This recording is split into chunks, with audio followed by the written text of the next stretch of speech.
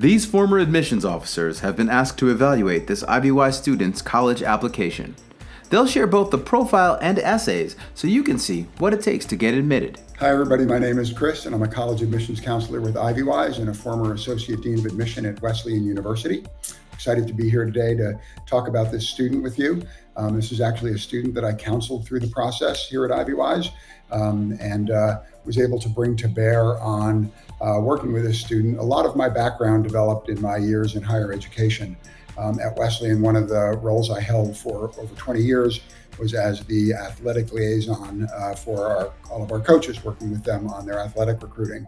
And so developed a lot of insight into how athletic recruiting works.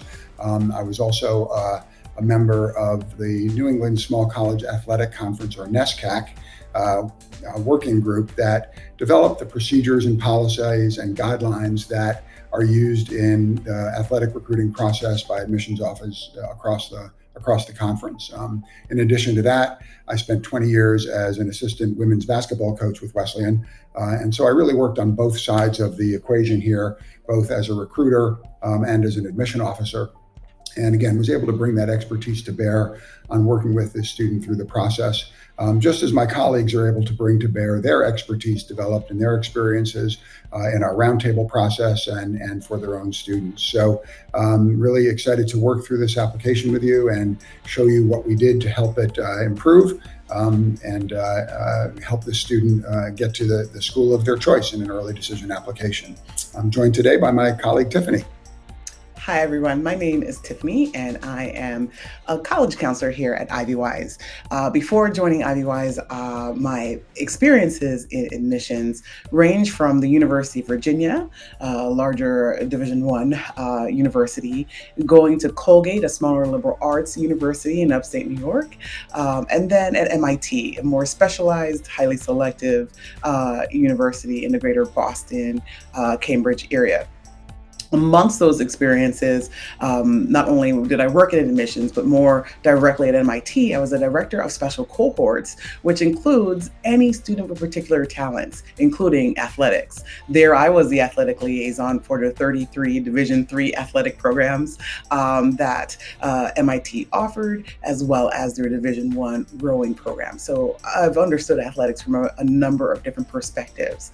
I've also really supported students that are interested in combining a certain amount of interest, not only their athletic talents, maybe it's an artistic talent, maybe it's an ROTC desire to serve, but really helping students pull together non-traditional interests, not having to choose between one or another, if you will, but helping them understand how all of these pieces really connect together. So my counseling style tends to be a connector, helping students find their natural path to connecting to their various interests and helping them really tell that story to the admissions process and to the admissions office. Furthermore, I'd like to say that I'm also kind of a silencer, meaning that I want to help you drown out the noise, the hype, and help you really discern what's important to you and what's important to the admissions process so that we can really focus on that. So I am excited to help review this student and help us determine some of the great aspects of their profile, why they would be really desirable to an admissions office. So let's start our discussion by reviewing the student's overall profile. First, we always start with the school context, right? Understanding that this student is coming to us from New York, Saratoga Springs, so not New York City, and is doing fairly well. Check out that GPA at a 3.8. So that means fairly well, mostly A's in their academic context, while balancing the very specific sport of volleyball. So we also note testing.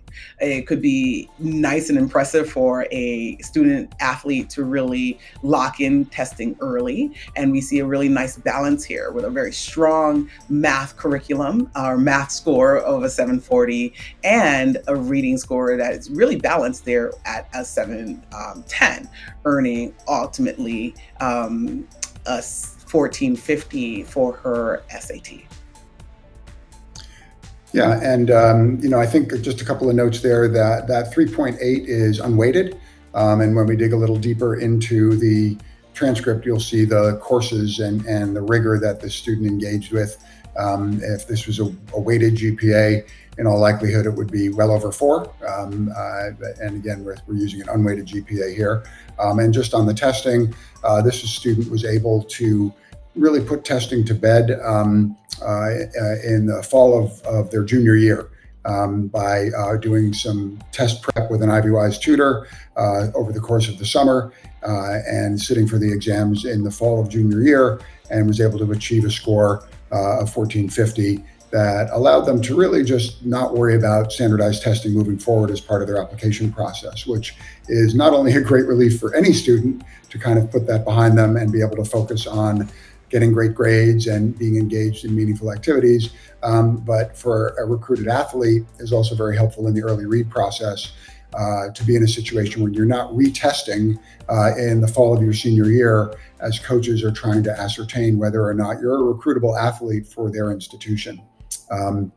The student is extremely interested in science and engaged in a very rigorous science program in high school, as well as a science research class that they participated in all 4 years.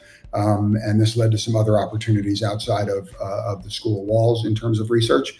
And because so focused on STEM and interested in that moving forward, I got letters of recommendation from a couple of science teachers, as well as the mandatory school college counselor recommendation. I think we often think about letters of recommendation and encourage students to be kind of varied in their thinking, that it is sometimes helpful for students to have letters that are coming from different parts of the curriculum, so that you can showcase your strengths and you can showcase your ability and interest across the curriculum.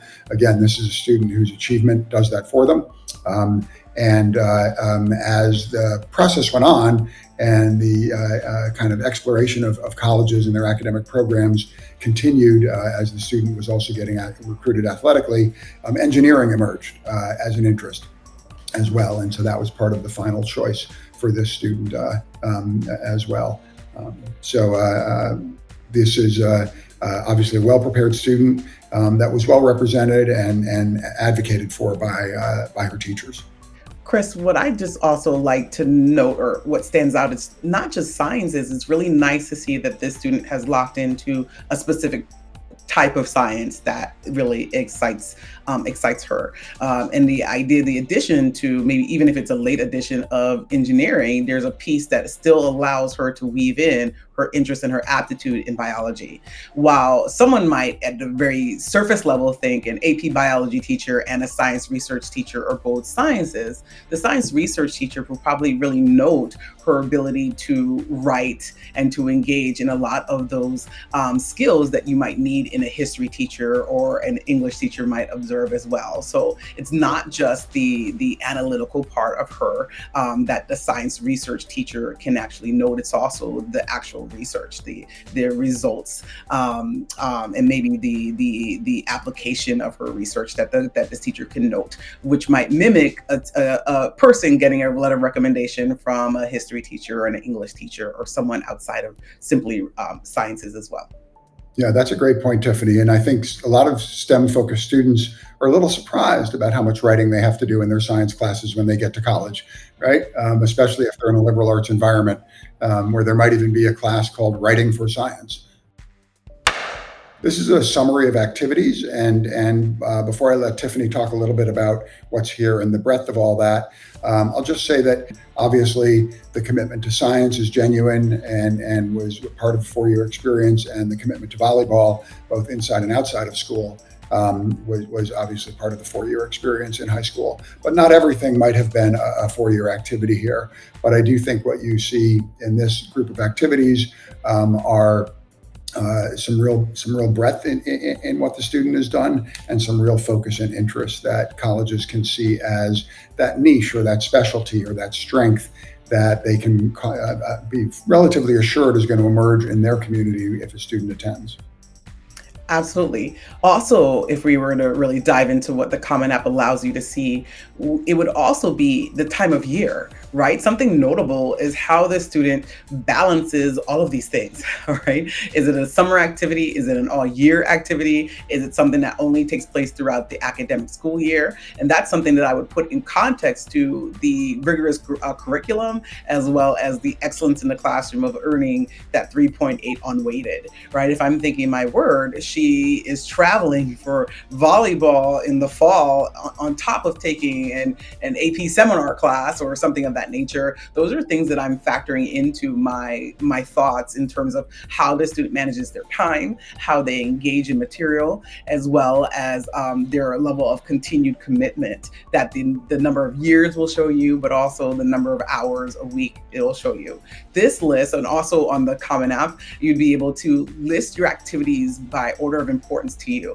And so it's notable to me that this student is really bringing forth that message of being both a student athlete and then being kind of equally balanced or important to them. So I'm actually pretty impressed or excited that the number one first activity isn't necessarily the athletics, although it's a significant commitment for this student. I really am excited about, attracted to, that one of the first activities listed here would be a significant thread of research and of kind of wanting to explore science outside of the classroom.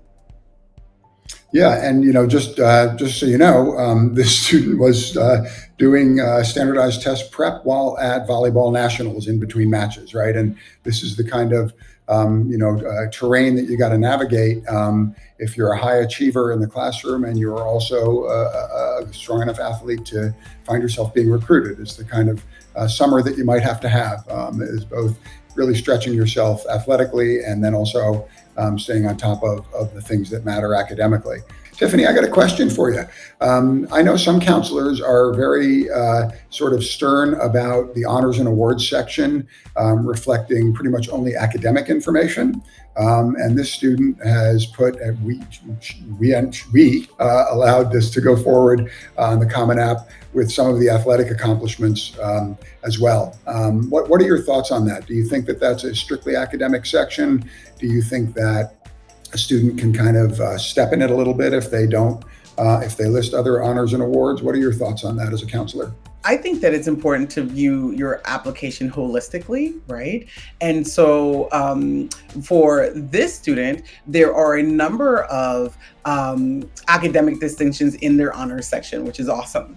But then you also note that there are a number of distinguishable and pretty notable, volleyball accomplishments. And so with that, I'm saying I would consider, are there other parts that we can submit this information in the application? It's important that it's submitted in the application somewhere because they are notable and so if not in the activities description, because you have such a limited amount of space to describe the activity, and this student described their activities beautifully, right? Think about it. It's in the sense of being both a leader and a starter. But that sentence in the athletics club experience, I'm looking at the second activity, both it being both a leader and a starter. What a powerful combination. Because in this section, you only have, I believe it's 150 characters, not words, to describe it. So it's pretty intense. Word real estate is very important in this section, right?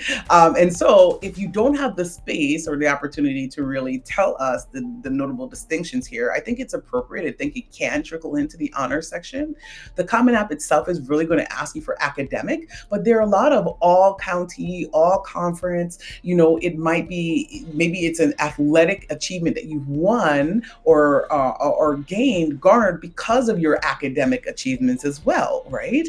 And so there can be some overlap, some overflow, especially since getting everything into the descriptions can be pretty difficult and challenging. I do like the way that this student has utilized the activity descriptions. For example, it's not just, yes, I play volleyball, right? I really, as I mentioned, those descriptors, her role as a leader on the team, her role as a starter on the team is really important. And I think that could be awesome to distinguish. I also, keeping that same trend in mind, I also like that there's a nice narrative or kind of loop how this student has tied many of her interests together. So for example, it's not just like I love volleyball, but I've turned it into turning it into coaching, working with younger students, right? Both as a paid job, but also just being able to connect to others and encourage them to love volleyball as well is something that I like here for the students' activities and their commitment to things. I love that the student has also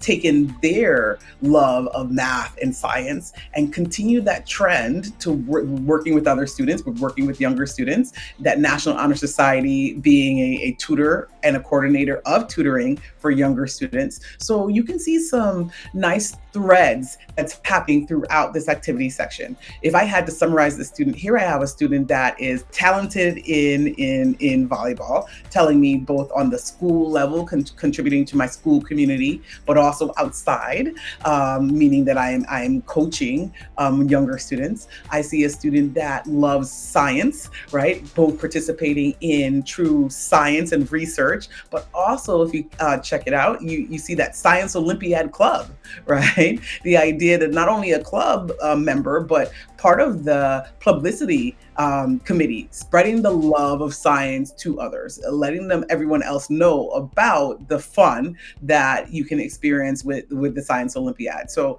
I see a student, again, taking the love of science and applying it in different directions, right? You not only have her as a competitor, you also have her as a researcher, you have her as someone who's taking a love and a talent and spreading it somewhere else.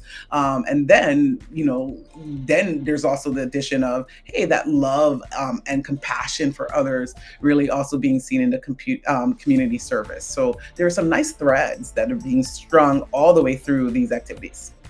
Yeah, I think that these activities, and again, these are things that we discussed in our roundtable meetings, and we got some feedback from colleagues, all of our colleagues across the counseling team, and talked about these issues, and that all of that background and advice is what led to these descriptors in the final analysis. And I had brought up the issue of the teacher recommendation earlier, a little bit of a planting a seed, because you also see here the book club, right? And so there's this love of fiction and nonfiction and promoting reading. And so, the student, we did find ways to kind of really demonstrate not just these two really strong areas of interest and passion, but that this student really is multifaceted and is also really shows compassion and character in a lot of these as well. In many admissions offices, the grades and the curriculum are probably the most important part of the process in their conversations and their vetting of students. So we would definitely take a long, hard look at the academic context, right? We would start with the student's high school. Where did they attend high school? We would start with which courses are available to them and which courses did they choose to take. So first, we're kind of getting a good idea of their academic rigor. I like to say that this transcript tells a story, right? You are now a storybook character. We can see not only which challenges does the student choose, right? We can say, okay, there are some curriculum choices here in elective choices and things of that nature.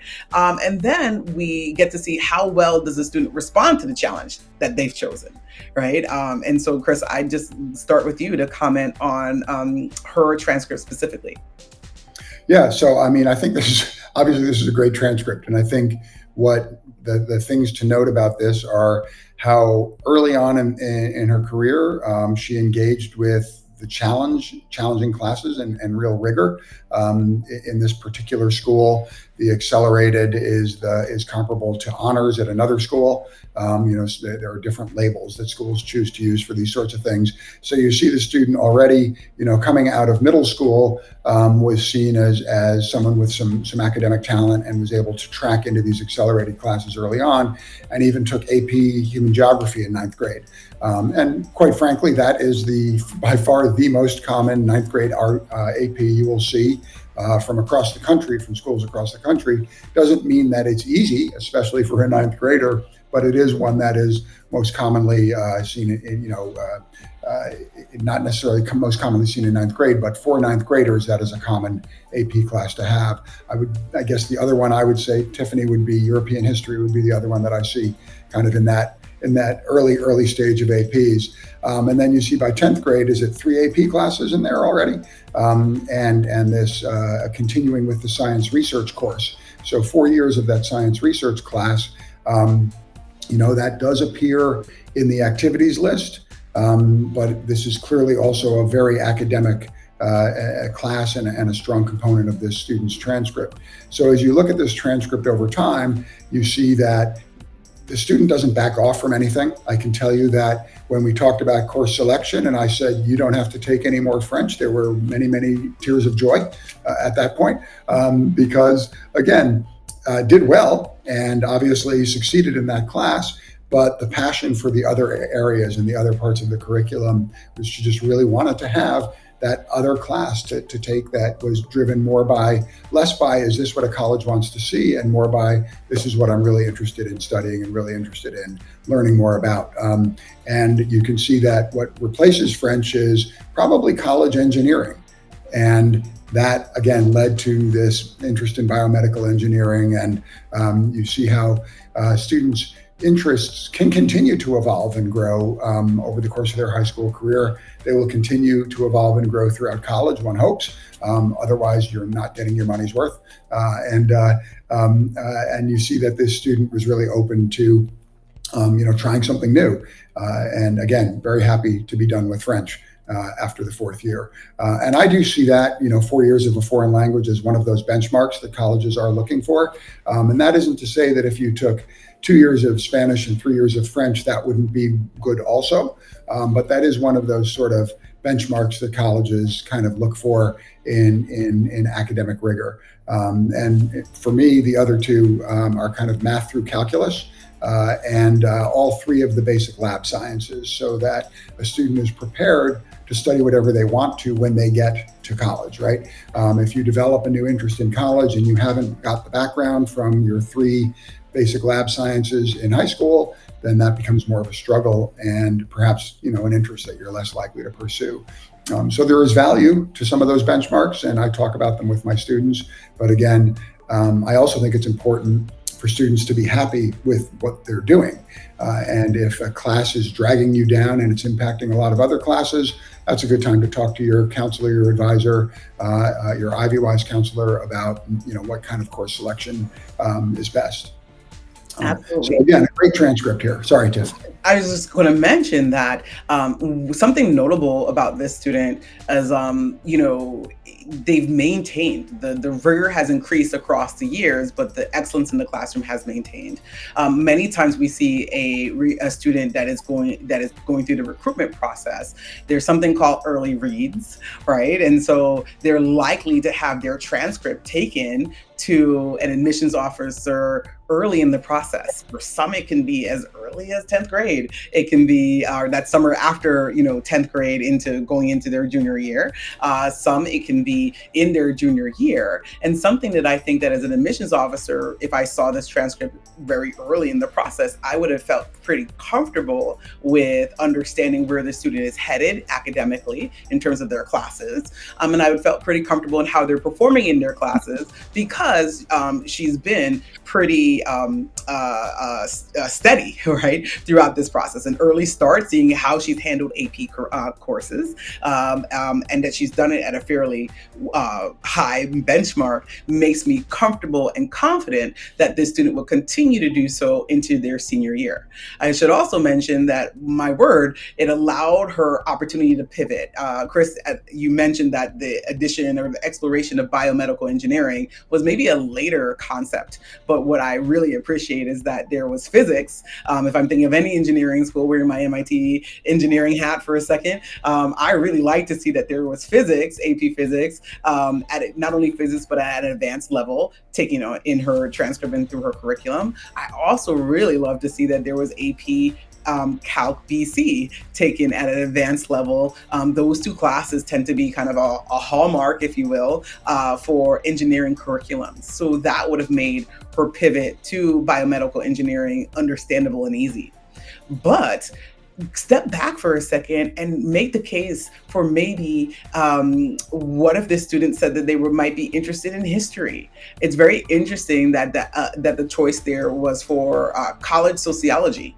Right? Pretty neat to understand and to see that this student continued their interest in AP government and in humanities all throughout their transcript. We've spoken a lot about her love and her passion and her pursuit of the sciences, but that didn't mean that she turned away from any of the humanities, or that didn't give her an excuse to say, I don't think I want AP English this year. I'm just going to, put my foot off the gas there.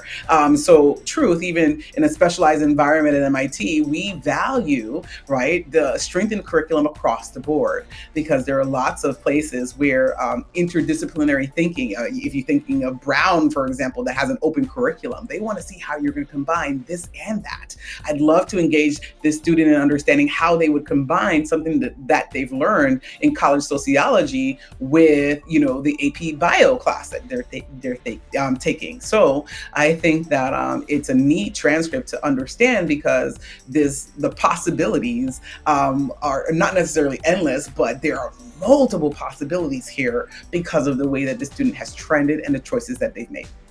Yeah. And, just before we leave the transcript, we've seen the scores, the standardized test scores, the 1450. We see this outstanding transcript with rigor and the addition of science research every year. So really a sixth academic class every single year. And, we're not really going to talk about where the student ultimately ended up. I would, remind you again, it was a successful early decision application. There was great rapport with the coach. There was an engineering program that really appealed to the student. And that was a big factor in the choice as well. But I look at this academic record and I feel that if this is a recruitable athlete at the Division III level, there is not a Division III school in the country this student could not have gone to with the coach's support. And I would throw MIT in that. Do you think that's fair? Yeah. And certainly, again, if this student was a Division I caliber athlete, Colgate would have loved this transcript, right? And I think it's fair to say that this student was easily admissible to Ivy's with coach support. That this is the kind of academic record that shows you're going to be successful wherever you go. And so, this obviously the academic record here is paramount. But this is one that would have enabled this particular student to look at pretty much any school with coach support. And I'm just going to go back to one thing Tiffany said about sort of seeing the maintenance of the excellence. This is the warning shot across your bow. I have worked with students, in fact, in this past cycle, who took their foot off the gas a little bit after the successful early read process. And so while as a recruited athlete, you may have some very strong sense in July or August before your senior year where you're going to be applying early decision, and that you have a very strong chance of being admitted there through your conversations with a coach who has had conversations with the Tiffany's and Chris's of the world at their institution. You got to keep it up. It is incredibly important, and this one's for you, parents, to maintain the effort, maintain the commitment, maintain the performance. I've had the unfortunate role of telling students they couldn't come to Wesleyan because they went in the tank so badly. I've more than once, as the athletic liaison, said, yep, you can go ahead and recruit this student as long as they keep doing what they're doing, and they didn't get in. And so again, please, you're doing it for lots of good reasons. Keep it up for, one more year. It's really important to do that. Don't miss part 2 to watch our former admissions officers evaluate this student's college essays.